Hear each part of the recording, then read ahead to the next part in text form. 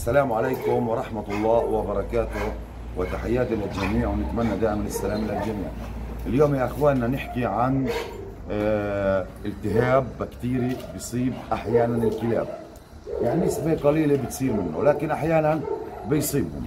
مثلا هذا الكلب عنده كحة دائمة، يعني احيانا تستلموا الكحة بتقعد حوالي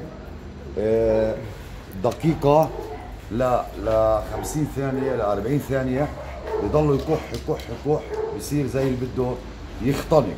طبعا هاي الحالة صارت عندي زمان بكلب واحد، وقمنا بحمد الله بعلاجه. طبعا احنا بدنا نعطيكم طريقة العلاج.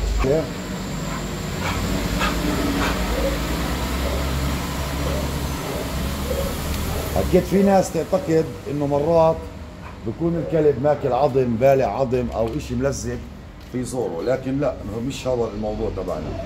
هذا الموضوع زي ما قلت لكم التهاب بكتيري بصيب الكلاب. مرات لما بكح بكون صوته عالي.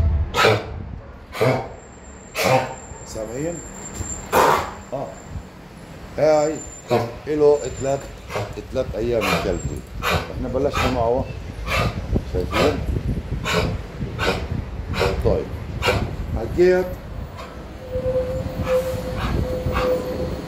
في دواء اسمه، طبعا هذا الدواء بشري اسمه دوكسيلين.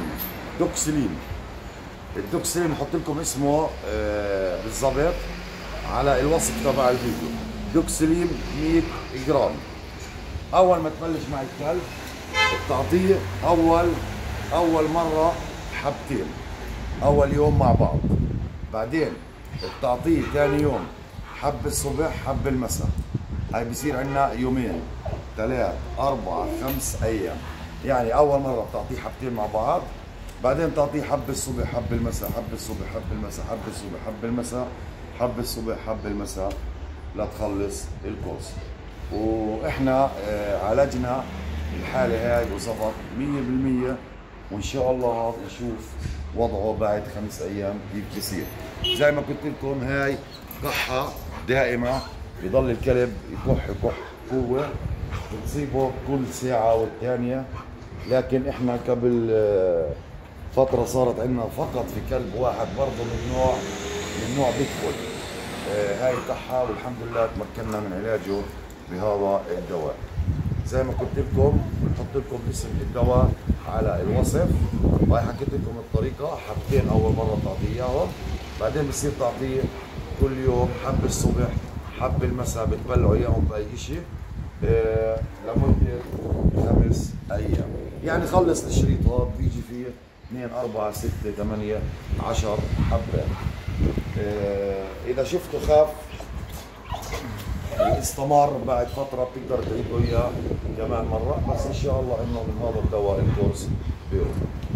وطبعا احنا راح ننزلكم اذا هاي المرة الحالة هاي برضه بنجح او لا. اذا نجح راح نقول لكم نجح، ما نجح راح نقول لكم ما نجح، ممكن نغير الدواء. لكن انا جربته ونجح في حالة صابت كلب كحة دائمة والحمد لله طاب. بيتبول لا اسود، بيتبول